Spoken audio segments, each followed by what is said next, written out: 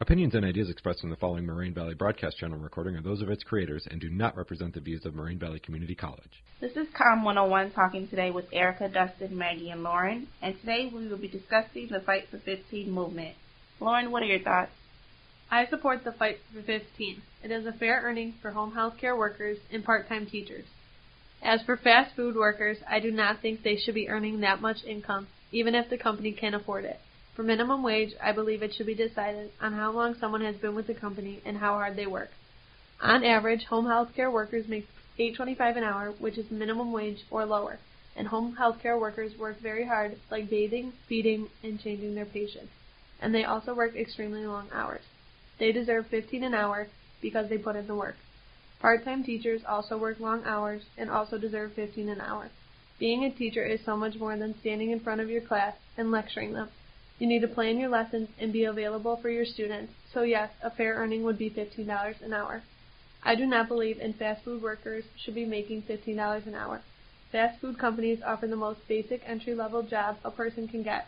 The real minimum wage is not meant to be a living wage in the past, but as it becomes more and more relevant that everyone deserves a living minimum wage, I believe that you should not look for that wage at a fast food company. Besides for minimum wage coming from fast food companies, I believe that your wage should be based on how long you should have been at the company or how hard you work. No, I do not think every 16-year-old should be earning $15 on their first day at work. But if there is a 16-year-old who puts their all into work every day at every shift, yeah, they deserve more money. Also, if someone has been working somewhere for a very long time, it shows that they are loyal to their company and deserve $15 an hour. As for fast food workers making $15 an hour, I fear the success of small businesses will fail due to everyone running to $15 an hour. My opinion has changed since we started talking about it in class.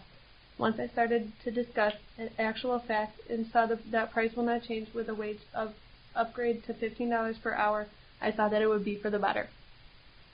Hi, this is Maggie. I am for Fight for 15 movement. I think every human being that works full-time deserve to make a living wage. My opinion changed since we began studying the issue of Fight for 15. I was against it at the beginning because I thought that so-called burger flippers don't deserve to make as much as someone like paramedic who went to school to achieve their degree. After studying the issue and realizing that $15 per hour is not really that much, it comes up to $30,000 per year, I changed my mind.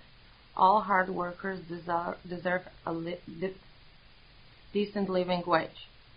$15 an hour will reduce the number of working people that live beyond poverty line. Full-time worker that makes minimum wage, which is $8.25 an hour, make only $16,000 per year. $15 an hour will minimize welfare. American fast food workers received almost $7 billion a year in public assistance.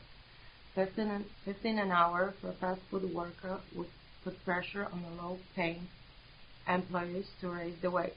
More than 20% jobs pay less than two-thirds of the median wage. Our tax dollars would be spent to benefit different causes like college tuition. We don't have to be afraid that prices of living will go up. Fast food workers demand a raise from their employers, not the government. And big chain fast food companies can afford to raise the wage without raising the prices of food. I support the Fight for 15 because it will create jobs.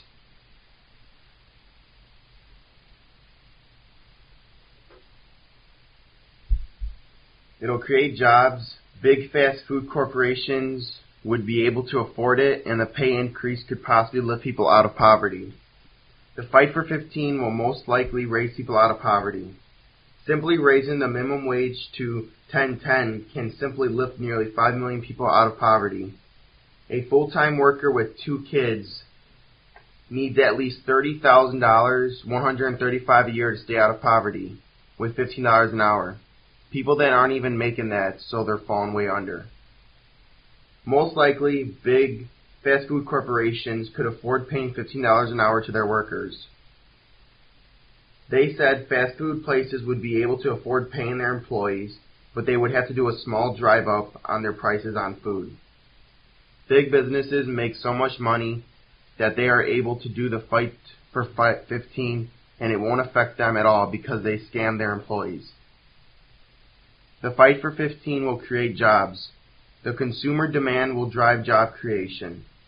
Also, with more money to spend, workers will spend more and boost our economy and create more jobs. Places that pay their people $15 an hour will be able to make more money at the same time and will create more jobs when they go to spend their money, because other fast food places will have more money to hire people. I support the fight for 15 because the higher pay could potentially lift fast food workers out of poverty.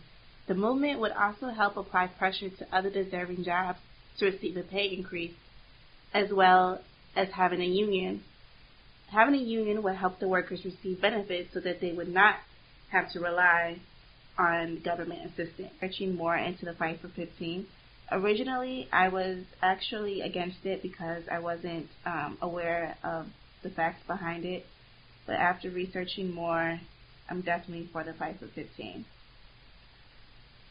I had posted a status on Facebook asking whether people supported the fast food workers' demand on 15 an hour starting wage and a union. Why or why not? Majority of the people were against the fight for 15, and then I had some that agreed with the fight for 15. I would like to quote somebody that posted saying, "I agree with the increase. These companies make too much money to not pay their employees at least wages that would provide stable living. I think these restaurant corporations can afford it. They could give a little more and still be rich.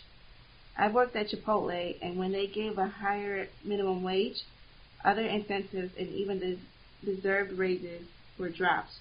There you're required to pay out of pocket for liquor and food, licensing, or you risk losing your job. You were expected to be empowered, which added up to staying late and working off the clock. Some of the cut work alone and the expected amount of time was unbelievable. With that being said, I think people were getting too caught up in degrees and paperwork. Now, although I do understand the importance of it, people are forgetting that someone else knows or could know just as much and didn't have the luxury of sitting in class, or maybe just didn't have to go to school to learn it. Some of these fast food restaurants require you to work as a licensed chef and just don't have to pay as much because the worker didn't have a degree or the paperwork to prove what they know. I say you should get paid for what you know and do at work, and at the very least fast food jobs that require as much as Chipotle. That 15 is about right," said Shavonna Moore. I believe that union will help fast food workers with having a stable schedule. Most of fast food workers have weekly schedules and unstable hours. They don't know how much they will make or how many hours they will work in the following week.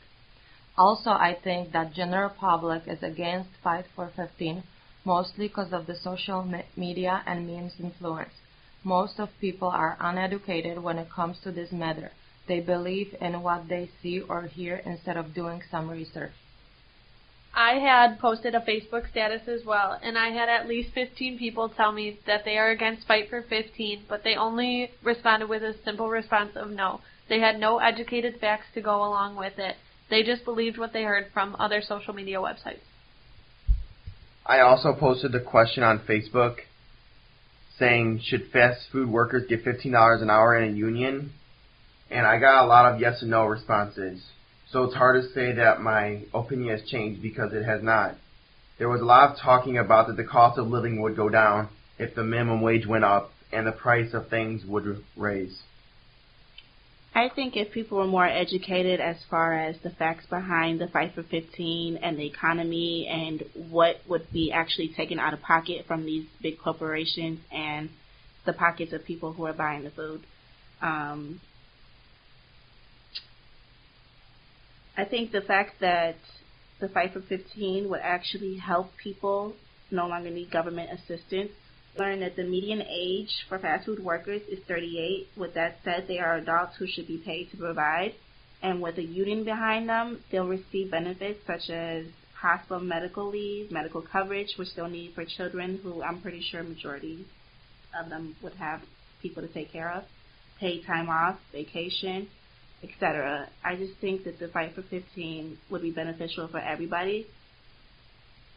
it may not be beneficial for the corporations, but it's not something that they can afford and something they can adjust to. Well, thanks for listening today with students from COM 101.